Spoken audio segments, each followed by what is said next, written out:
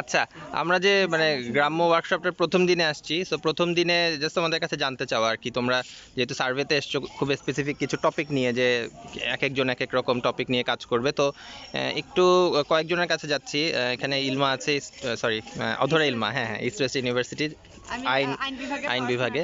So মানে তুমি কি ধরনের ইনফরমেশন পেলে সেটা যদি একটু বলতো। ওয়ার্কশপে আসা হচ্ছে আমি লিগ্যাল পার্সপেক্টিভ থেকে জানতে চেয়েছি, আর আসলে এখানে এসে অনেক কিছুই জানা হলো। প্রত্যেকটা মানুষের আসলে ডিফারেন্ট অ্যাপ্রোচ থাকে প্রত্যেকটা জিনিসের। আমরা অনেকগুলো সমস্যা ফিগার আউট করেছি, প্লাস হচ্ছে কিছু মানে গ্রামে অনেক ধরনের সমস্যা হলে মানুষ কার কাছে যাচ্ছে, কিভাবে ওরা সমস্যার সমাধান করছে। অনেক সময় দেখা যাচ্ছে যে অ্যাকচুয়ালি যে সমস্যাটা হচ্ছে সমস্যায় থেকে যাচ্ছে, সমাধান আসলে কেউ কোনো রকমভাবে পাচ্ছে না।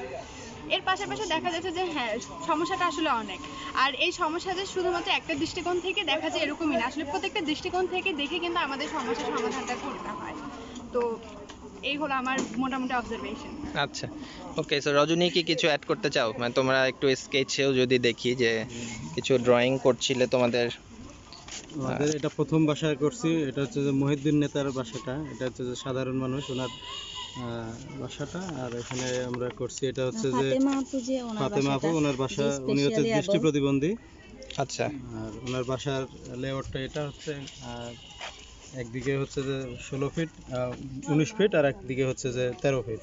আচ্ছা, এমনিতে তোমরা মানে কোনো জানালা নাই, এবং উনি একটা টয়লেট, অনেক কিছু দরকার আছে যেটা ওনাকে এখনো দেওয়া হচ্ছে না, বা উনি চাচ্ছে তারপরেও পাচ্ছে না। আশেপাশের মানুষ থেকেও অতটুকু ফিডব্যাক, সে যতটুকু সে আশা করতেছে ততটুকু পাচ্ছে না। তার সব ক্ষোভ তার মনের মধ্যে আছে, যা আমাদের সাথে প্রকাশ করছে তিনি।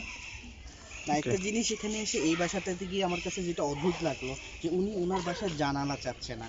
তার মানে কি হচ্ছে কি, উনি উনি যে সোসাইটিতে থাকে উনি চাচ্ছে না লোকজন তাকে দেখুক, অথবা তাকে একটু আর চোখে বা অন্য ভিন্ন দৃষ্টিকোণে দেখে। তার মানে আমার রুমে আলোর দরকার নেই, এটা একটা তার প্রাকৃতিক পার্সপেক্টিভ তো থাকে।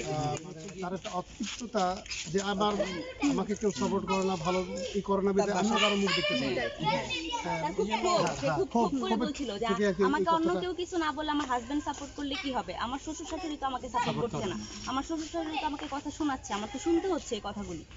ইভেন আশেপাশে যে ওনার বয়স কেমন ছিল? 30 আচ্ছা আচ্ছা, 18 বছরে বিয়ে হয়েছে, 9 বছর তার সাংসারিক জীবন।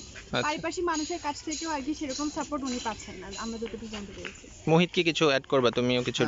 আসলে মানে একটা বৈষম্য তৈরি হয়ে গেছে তার ক্ষেত্রে। হ্যাঁ, আমরা দুইটা বাড়ি আজকে আমরা যে সার্ভে করলাম, একটা বাড়িতে দেখলাম যে প্রায় 16টা জানলা ওনার বাড়িতে। হ্যাঁ, ওনার আসলে উনি অনেক একটা হ্যাপি ফ্যামিলি বলতেছিল, যে ওনার এরকম পারিপার্শ্বিক কোনো চাপ নাই এবং সুন্দরভাবেই সব মিট করতেছে। বাট আমরা ফাতেমা আপুর কাছে যখন সার্ভেতে আসলাম, এসে দেখলাম যে তার রুমটা অন্ধকার এবং সে ফিজিক্যালি দৃষ্টি প্রতিবন্ধী। হ্যাঁ, এবং যে বিষয়টা যে বললো যে আসলে সে ওইভাবে চাচ্ছে না যে সোসাইটির লোকের সাথে তার যে কমিউনিকেশন একটা দূরত্ব তৈরি হয়ে যাওয়ার কারণে সে জানলা চাচ্ছে না যে তার রুমে বেশি আলো আসুক বা বাইরে থেকে কেউ দেখুক। মানে এইটা যে একটা বৈষম্যের যে বিষয়টা। আচ্ছা, হচ্ছে যে ওই জিনিসটাকে ইয়ে করতেছে, জানালাটা কেন চাচ্ছে না, হচ্ছে যে একটা সেফটি, কারণ উনি স্বাভাবিক দৃষ্টিতে সবকিছু দেখে রাখতে পারে না। তো জানালা দিয়ে অনেক কিছু হয়তো কেউ নিয়ে যেতে পারে, বা উনি কি অবস্থায় আছে বাইরের মানুষ অসতর্কতার বশত দেখে ফেলতে পারে। ওনার পার্সোনাল প্রাইভেসি মেনটেনের জন্য উনি জানালাটা একটা দৃষ্টিকোণ থেকে চাচ্ছে না, নিজেকে চাচ্ছে আড়াল করে রাখা, সবার কাছে দূরে রাখা। জায়গা উনি যে অবস্থাতে থাকুক যেন মানুষজন না, সেটা হতে পারে ভয়ের কারণে, সেটা হতে পারে রেসপেক্টের জন্য, সেটাই হতে পারে। এইজন্যই হচ্ছে কি, ওই যে দুই চারটা পাশের ঘরগুলোর থেকে ওই ঘরটার প্যাটার্নটা একটু আলাদা, দেখতেও মনে হচ্ছে। সেটা নিয়ে আমরা হয়তো মানে সন্ধ্যায় আরো ডিসকাশন করব, বা নিজেরাও পয়েন্ট আউট করার চেষ্টা করব। খেয়াল করলাম সেটা হচ্ছে গ্রামে সবার রান্নাঘরটা কিন্তু আলাদা থাকে, আলাদা উঠানের একটা কর্নারে রান্নাঘর করছে, কিন্তু ওনার রান্নাঘরটাও ওনার রুমের ভিতরে, বাইরেও রান্না করতে পারতেছে না।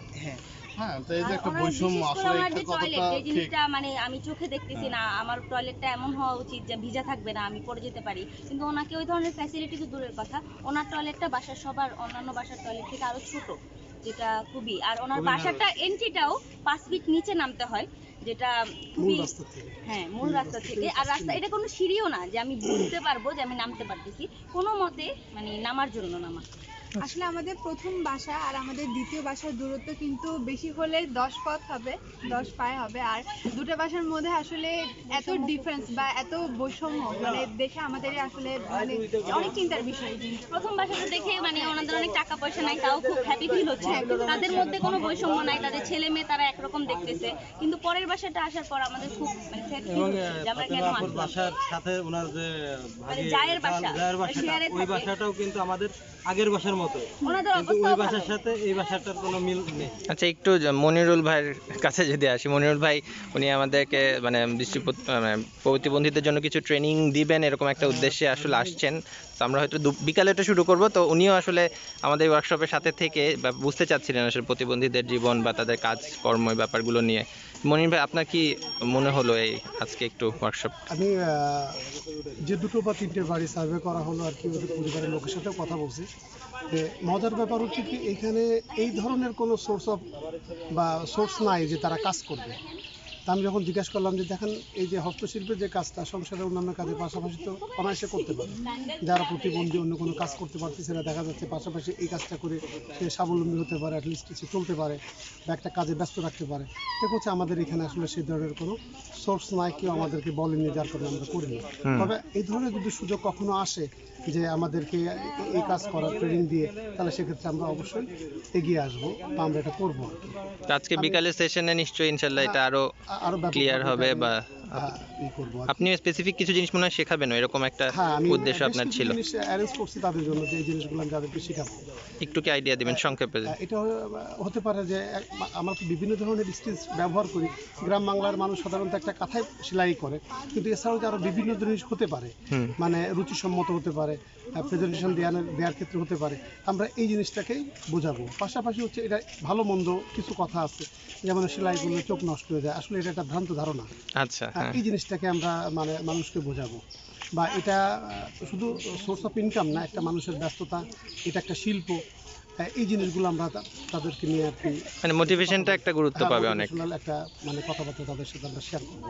আচ্ছা, থ্যাংক ইউ। ধন্যবাদ আপনাকে।